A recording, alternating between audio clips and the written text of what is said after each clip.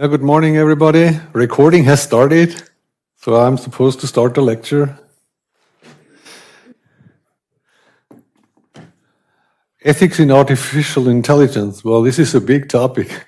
We could certainly have an own class about that. And a little disclaimer in the beginning, I'm neither a philosopher, ethics expert, nor am I a lawyer or the like.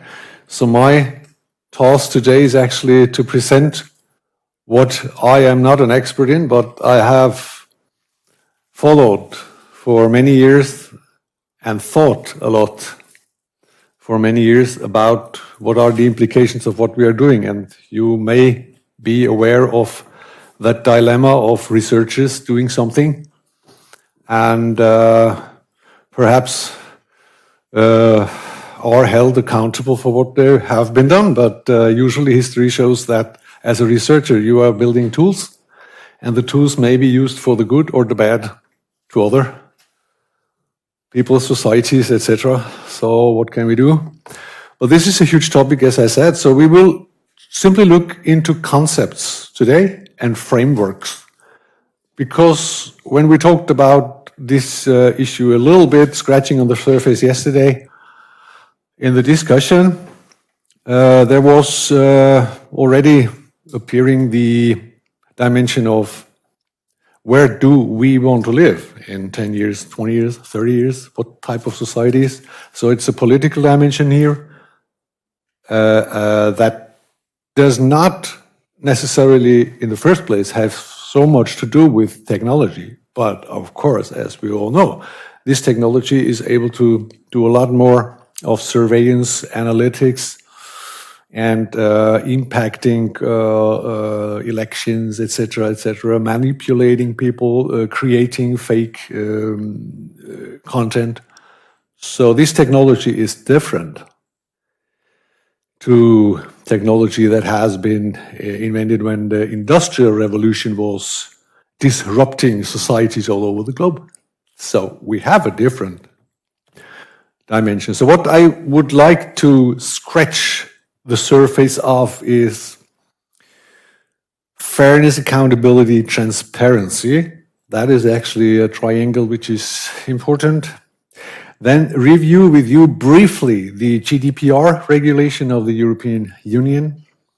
Look into some very few actually scenarios and what they may mean for industrial standards, and then have a glance on racial and discriminative biases. And finally, a little bit of summarizing dataset homogeneity and variances in learning. So the dataset side, feeding in data to AI, deep learning system, getting that to learn what the data contains.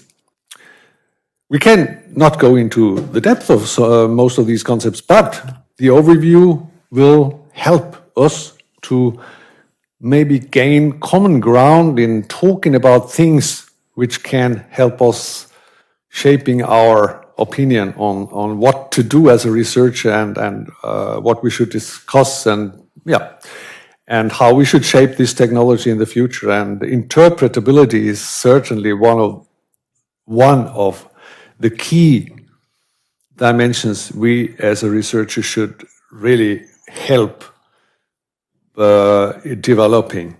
So here is the reference list. It is a list of links of important documents. We will come to that in selection of slides now in that 3 quarters.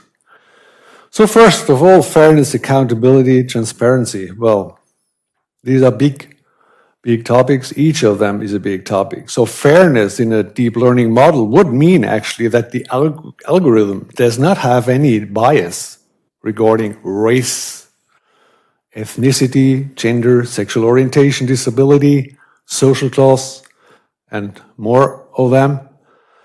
Sounds good as a concept. It is difficult to implement.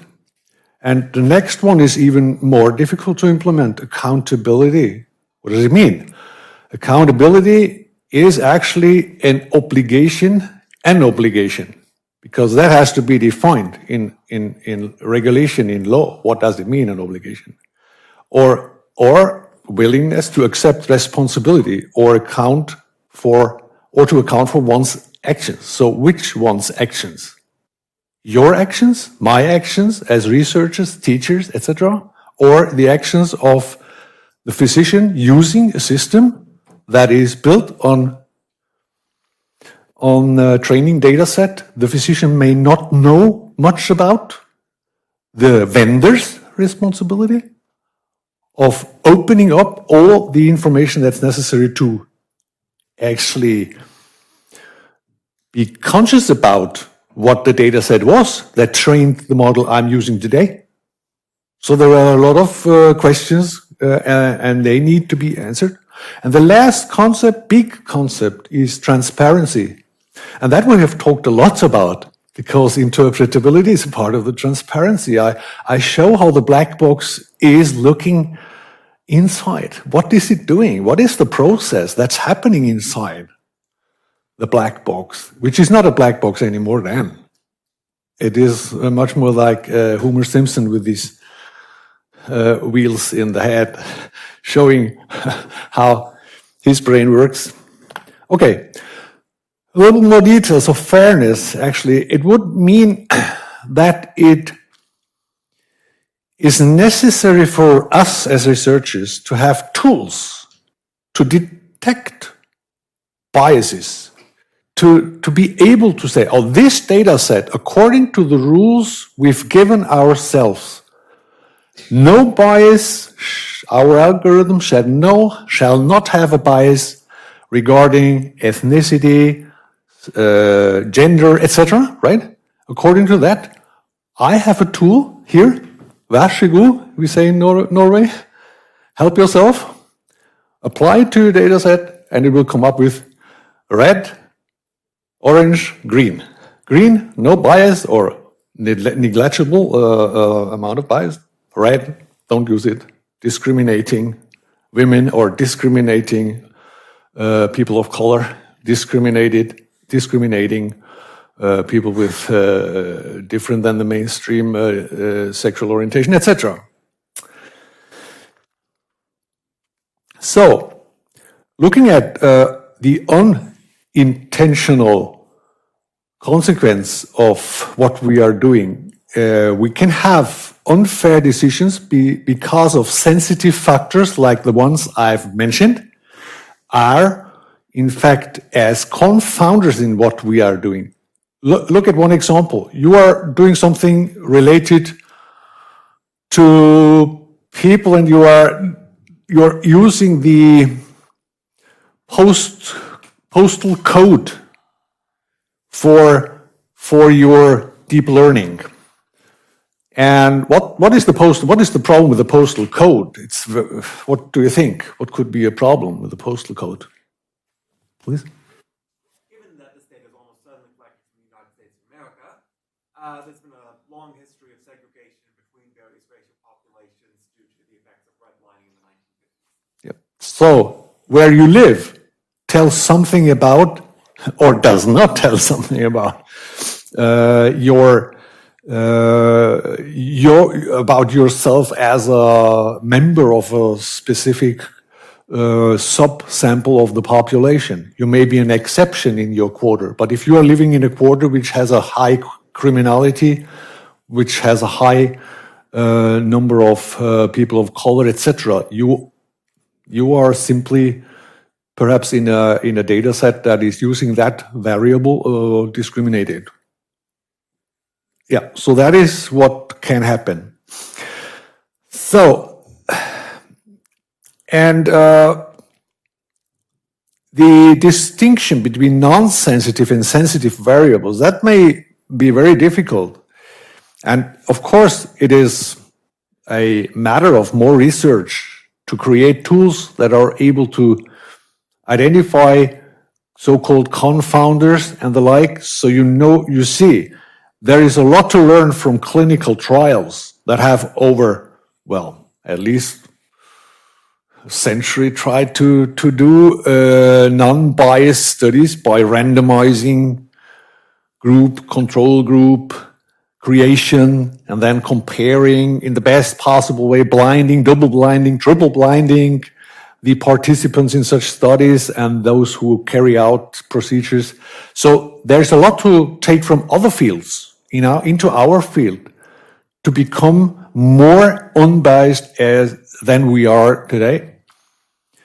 And we also distinguish between different types of fairness. So the individual fairness. So you see that it is going on to the subject as one single individual, and you can have a group fairness, that one group is not discriminated over another one, and the so-called counterfactual fairness, which is addressing another type of fairness, which we do not need to get into here now. Instead, I tend to focus a little bit more on accountability, actually, and accountability is something that most of us, as I see it, do not have so much on the screen. So what does it mean? And what do we do about it today? So let's first mention a big project, which I believe is a key project. And I like very much what they are doing. It's solid. It has a good process. We will see in a minute on the next slide. It's called actually Accountability Framework for AI. And this is, as you see here, carried out by the Center of Excellence in Terrorism, Resilience, Intelligence and Organized Crime Research, CENTRIC, and Europol Innovation Lab. Well, okay, you may think, are we in crime now? But think it over. The accountability of what you're doing is specifically important if you see policing. You don't want, in that room, we are researchers, and I believe we do, none of us wants to arrest someone under a wrong suspicion of being a terrorist, right? So it is pretty natural that in that sector, the accountability for the action you are taking in a democratic society as we are is of very high interest to the public. That's why this project is focusing on that, or has been created out of that. It started 21, so that's not an old, it is an initiative that's ongoing. And it is creating principles. So I'm showing you the process. They have 3 cycles. The first cycle, they are developing the principles. And the main principles, draft list, I will show you in a minute. And it is based on a comprehensive review of existing frameworks, and they have expert consultations with subject matter experts. And these are experts from law enforcement, justice, legal, ethical, technical field. So technical field also. So that means AI experts. Cycle 2, and this is the core, the heart of the whole thing and gives it legitimacy. It is the citizen consultations. So the consultation of those actually who are paying the whole thing. We are paying, we taxpayers pay for all of that. So they will have a survey online about 6,000 citizens in 30 countries of the EU. The third cycle is expert consultations again, but now with the part of the first experts, but also new experts to bring in new ideas. The first ones for continuity, to see if the input from this cycle 2 has been taken into account, and the new experts to perhaps take up new ideas. So the citizen involvement, as I said, is crucial. And here's a quote. Most importantly, they quote in their project, this project consults and engages in cycle 2 with principal groups in any democratic policing and justice model, and that is the citizen, right? And if they don't include us, how should we accept what's coming out of that? And here are the principles, and these principles are perhaps some of them obvious, others may not be obvious, and it is a draft, they may change. It's 14 principles. It starts with universality. So the scope should be universal, it should be everywhere, even if a law enforcement agency does something wrong. I mean, that must apply to everything, the rules. Independence, compellability, enforceability, and redress. Legality must be according to law and conduct, constructiveness, clarity, transparency, pluralism, multi-level participation. You've seen the multi-level participation in the process of the project itself. So as I said, it applies to the activities themselves too. And where was I? Recognition and reason, commitment to robust evidence and independent evaluation, be a learning organization, trustworthy AI. So trustworthy AI is the last point. But the AI appears in basically every of these principles. So now I would really invite you to read about the project. You don't have to go into each and every detail. You can't do that. It's time consuming, but the concepts here, we can't go into each of them. You need to reflect also about them. But when it comes to 14, there are 3 points named as examples, and that's lawful, ethical, robust. So robust is an important facet we haven't talked so much about here in that summer school to that point. It simply means that you can trust the system. It will behave if you are using it over months and years. It will behave in a continuous way. It is robust. It does not, if it gets outliers, it will not completely fail its function. So it is robust against distraction, data quality-based distraction or something like that. Do you have questions related to this project? Yes, please.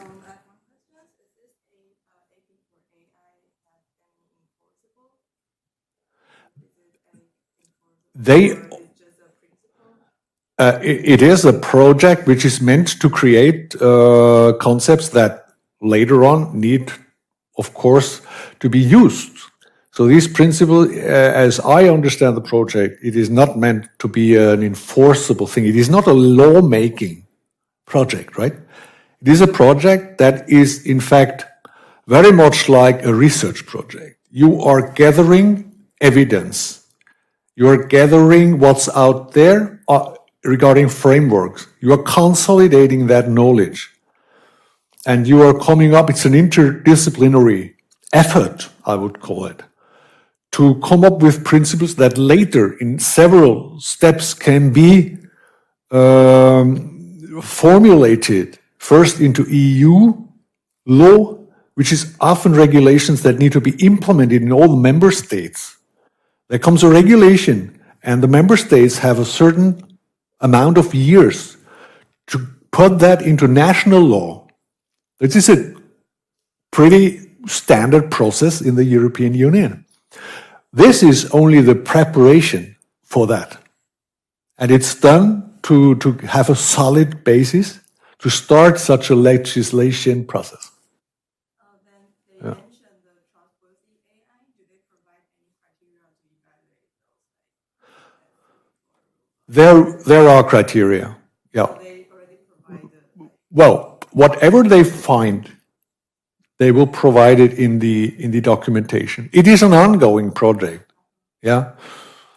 So, and I picked just the most important core principles as they stand now. They may change. These 14 principles may change. They may undergo a reduction or an expansion in number and content, and maybe they make them more precise. Maybe they adjust. Yeah, yes, they keep developing. In the third cycle, they are going to hear again with experts, and there may again be adjustments and corrections. Then let's look into GDPR. We all know this exists, and we have to follow it when we are applying for studies, clinical trials. Everything has since enforcement of this regulation become even more restrictive, for good reason, of course, the General Data Protection Regulation in the European Union. I will simply go through the first articles which describe the main objectives and rules coming from that. The first article of that is the subject matter and the objectives, which is important to know. So it is a protection of natural persons. So it is not protecting organizations, right? It's natural persons, us. The regulation shall protect. And it is about fundamental rights and freedoms we have in our liberal democracies. And there is a third point. The third point is the free movement of personal data within the Union, you see. And there already we are running into a potential conflict between rules. Because if you're on one side, you say they want to protect persons in their rights of privacy, for example, how can you then talk about movement of data in the European Union? But that's exactly what the regulation is about. How to organize that in a way that the personal rights of each of us is not restricted unnecessarily, and in what cases is it allowed to have data flowing, personal data, and that is regulated in GDPR. Does anyone know what always has been out there when it came to clinical trials? Is there a principle you can name that always applied in clinical trials, asking participants or potential participants, do you want to participate under this and that condition? What was one of the principles in data collection of participants? Yeah? Informed consent. Yes, very good point. Informed consent. So the participant had to sign the consent. The consent would describe what was going to be done, why was it relevant, the study. It would give a summary of the study. Why was it important to do it? And then it would also describe what data would the participant need to give. Yeah, that is an informed consent, and the participants could say, yes, I participate under that consent. I give the consent. And there was one principle that I want to name. It was the principle of minimality. And that is also GDPR phrasing. But first, so you should not gather data you will not need for the purpose of the study. Yeah. So no general consent in, I give you my data, you can do with the data what you want. You can do X number of studies with the data. That was never actually covered by the law. So the regulation here, GDPR, it applies to the automatic processing of data, and it does not apply to data that is outside the European Union law, and a lot of exceptions are formulated. We don't go into that. But the important thing is, the main thing is wholly and partly automatic processing of data that is inside the European Union, data that is from citizens living in the European Union, etc. And here are the principles related to this processing of data, of personal data. The US has similar rights. I mean, they have different wording, but we focus on the GDPR here now, because we are in Europe. So, personal data shall be processed lawfully, collected for specific, explicit, and legitimate purposes. Legitimate? You have to explain, why are you doing this clinical trial? Why should the participant give the data? That's the legitimity. Adequate, relevant, limited to what is necessary in relation to fulfill the purpose. Accurate, and where necessary, kept up to date. So you have to correct data that has been delivered wrong, because it should be always kept actual. Kept in the form, yeah. That should be enough. 6, Article 6, lawfulness of processing. The processing shall only be lawful if and to the extent that at least one of the following applies. So you need one of the following reasons. Otherwise, you are not allowed to process data half or fully automatic. You need the consent that you mentioned already. With consent, you can do that. Or if it's necessary for a contract, you're buying an online, in an online shop something. They need to process your address because they need to deliver the goods. They need to process your name, your billing information, your bank account, etc., or your PayPal or whatever. This consent you have to give, otherwise the contract is meaningless. So this is an example for that. And it also can be prior to entering into a contract, because you may not be able to go into a loan contracting before you have delivered certain data, so the bank can evaluate your application for a loan. So there's both can be reasons for the automatic processing being lawful. It might also be, and now we turn around, it may be so that there is a legal obligation. If I am an employer, I have a legal obligation of keeping certain data of my employees, right? Or if I am a university, I have the legal obligation to keep track of the students' data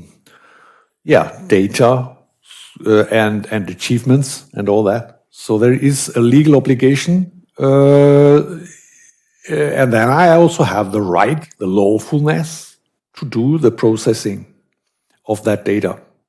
There may also be a vital interest. If you get an emergency patient in-house and the patient is unconscious, you can't ask for informed consent, can you? No. So there is an emergency happening.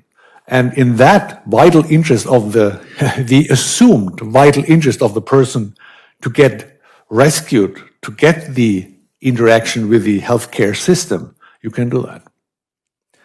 But the vital interest may, of course, also be of other type than the one example I gave.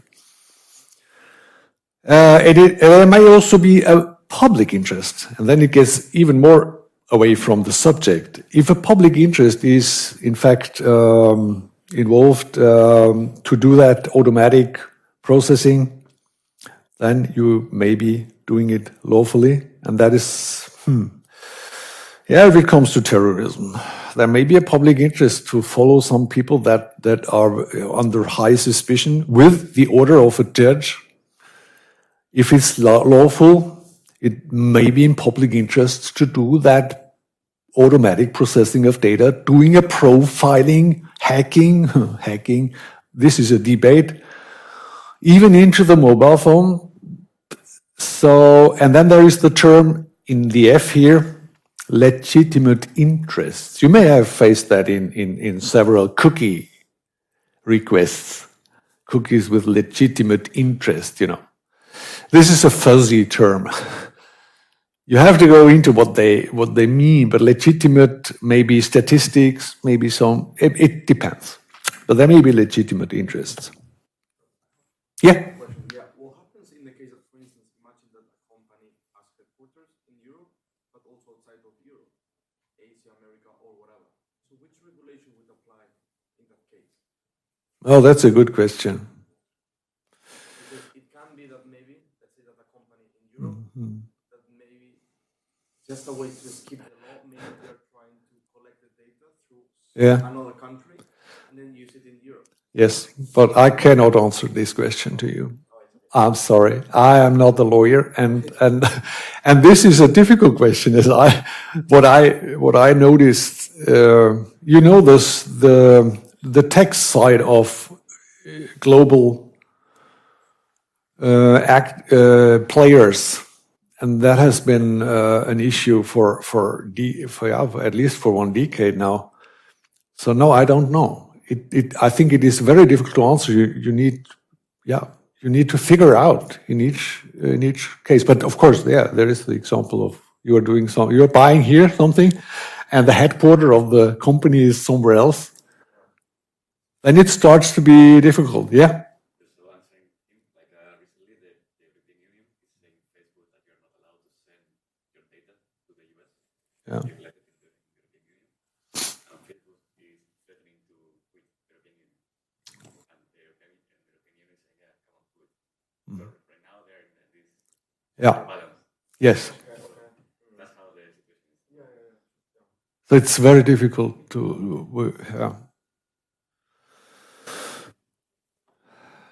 Let's go to some scenarios. So the bias in decision systems is, I think everybody here in that room has faced something like that. But I liked, in fact, the examples given on the Stanford Encyclopedia of Philosophy, which I consult regularly when it comes to concepts, ontologies, and clearing my mind. What am I actually talking about? Because, you know, concepts, we believe we understand each other. Do we? In many situations, we think we do, but in fact, we do not really, not 100% understand each other. So, concepts, and you will be surprised checking a concept on this encyclopedia. It's one of many examples, but it's a good one. You will get articles. It's not just answering in one sentence. That is the meaning, or there are two meanings, and this is the one, and that is the other one. Because a concept is very often a complicated thing to describe if you really want to do it exactly. So here's some examples when you are searching for this artificial intelligence ethics, and it is actually covering, this article is also covering robotics.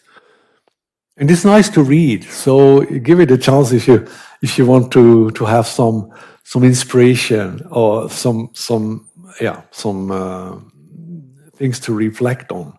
So here are some examples of decision support, and I've worked very many years in decision support in clinical settings. We developed, for instance, a system to classify melanocytic skin lesions with 10-fold skin surface microscopy images, and the ethical question always appears, how to use, who should use it? Should the simple person at home use it and then decide, go to the dermatologist for follow-up or not? So here are some examples. So the decisions made by such an AI, deep learning, or whatever machine learning system may be very simple and non-fatal, like restaurant recommendations, or they may also be pretty tough. If a system tells you that yeah, for instance, your application for a credit has been declined and does not explain to you why, you will perhaps be upset, or your plans need a dramatic change, or donor organ will be given to another patient, target identified and engaged. You know, that's from military. You have a missile doing own decisions, no humans interfering, deciding on something and targeting that, and well, weapon is engaged. Should it fire or should it not fire? That's decision making. That is automatic decision making, but it may also be it may be in specifically in the clinical context be a semi-automatic thing, where I, as a physician, for instance, can have a computer system telling me something as a second opinion. I would take it as a second opinion, but I want the system to tell me why, because I would like to trust the system, and that requires that I know what the system was looking at. For instance, we saw earlier in that summer school examples of how that could happen. Where has the system looked at?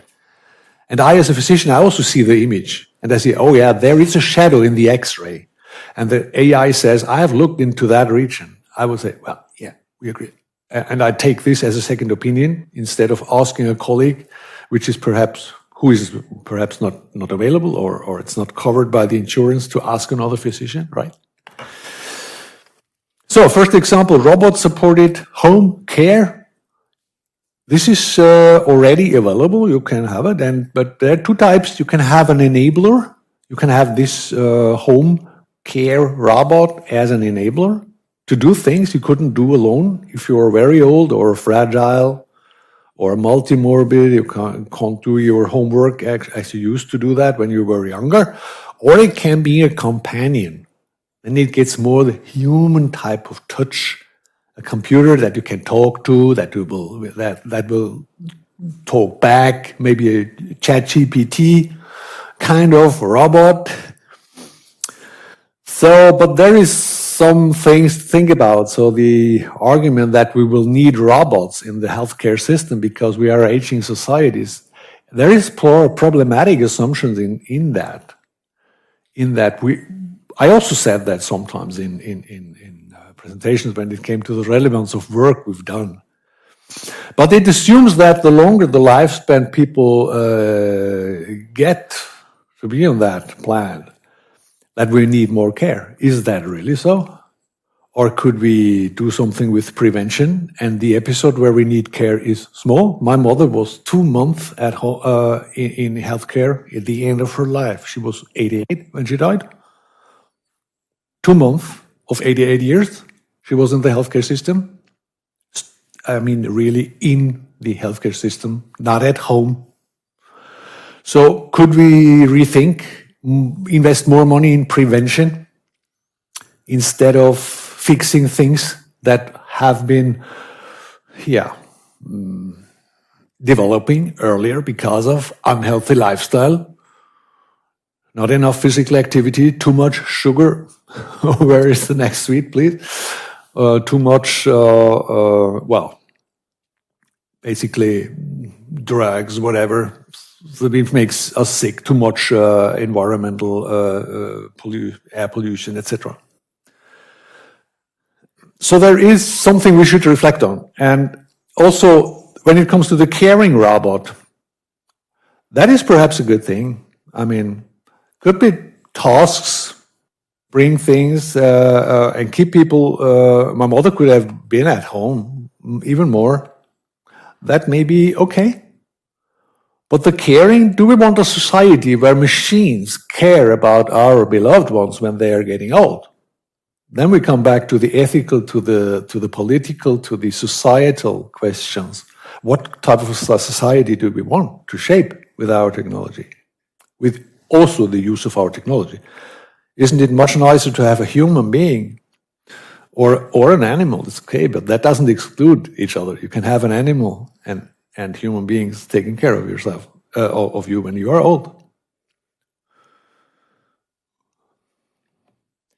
The other thing, close robots providing companionship in a sexual environment. And that is not a new idea, it is an old idea. There is a science fiction Galaxy magazine showing the concept in a graphical way on the front page from 1954. A lot of questions arise with that. And that is very similar to what comes up when you see gaming in war games, shooting. There's a lot shooting, and you playing together, you're shooting each other in groups on the net. And we had so many incidents with violence in schools and all over especially North America. But it has also reached Europe. In many cases, there is an increase in violence.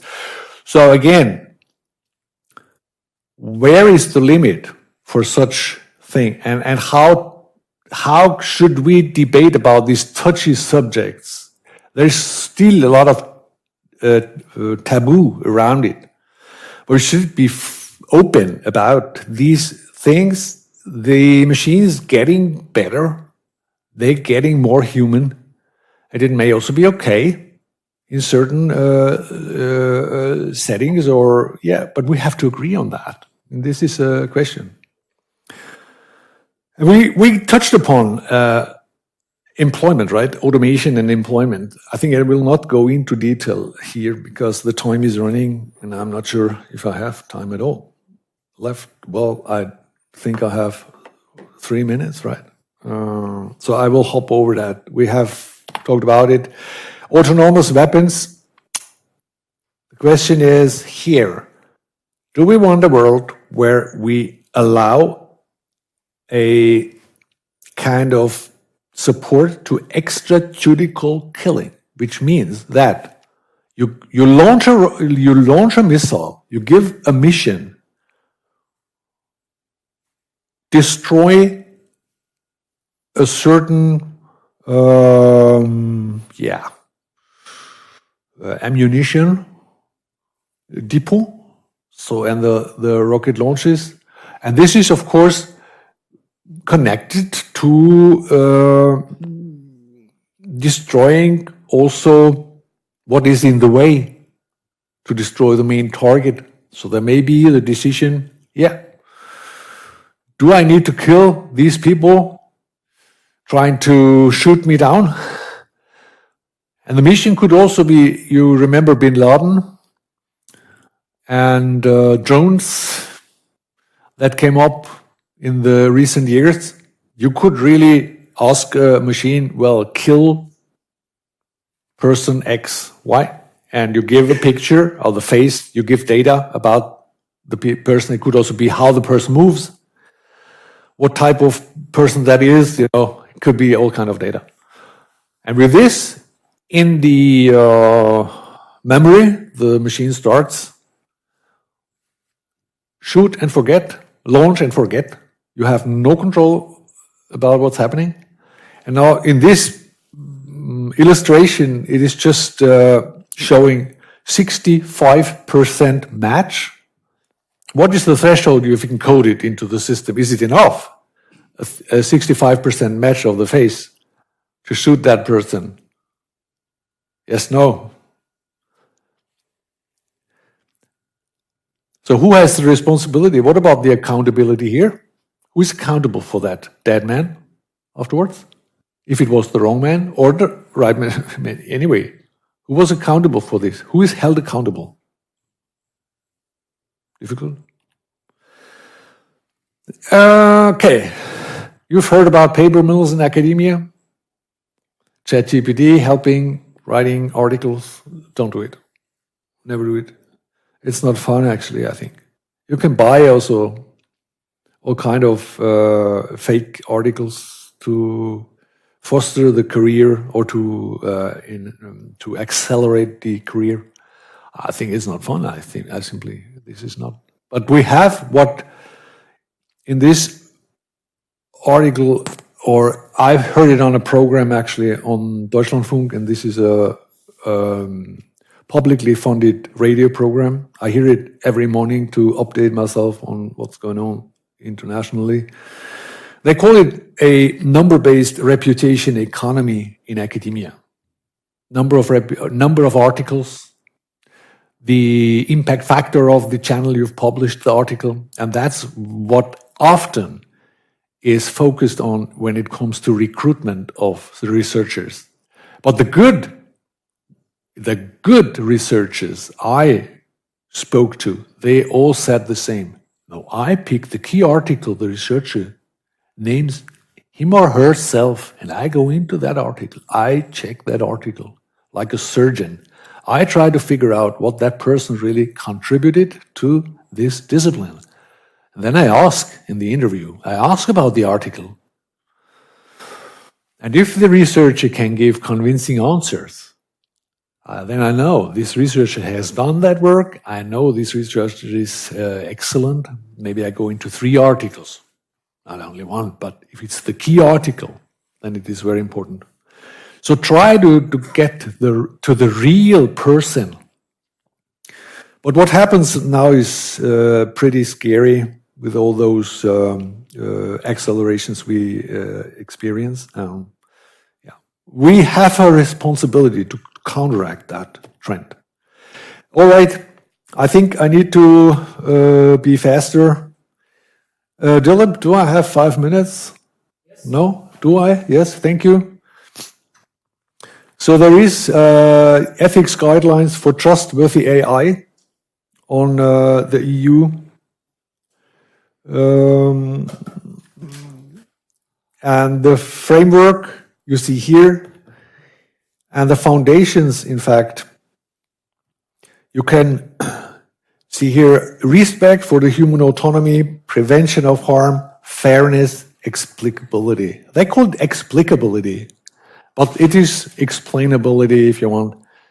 Because in another document they call it explainability. We had some discussion in our research group because I said I don't know the word explainability. This doesn't exist. Go to the dictionary. It is not an English or an American word. The word is explicability. Okay, we introduced the word explainability, explainable AI, all right? That's okay. It's a new word, new term, which distinguishes it from the explicability, the general explicability in the normal, in the regular sense of language. But it will appear in the dictionary after all.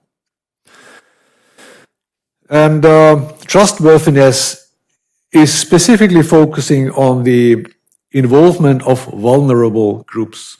So think of discriminated groups and try to balance out data sets or make it open. Say this is an AI, a deep learning system, which is tailored to white, middle-aged men. All right, okay. I will not touch it if I want to use it for an other than this group. It may be okay to use it for this group. But then you should also have a system that is made for one minority, another minority, and a third minority. In the context of clinical trials, this may be all right because you are investigating this group. But usually we want, of course, general purpose systems, and then we need to think of how we can balance out the biases that are introduced by that. And that would be trustworthy AI. And these are 7, again, principles which are important if we want to realize trustworthy AI, to implement that.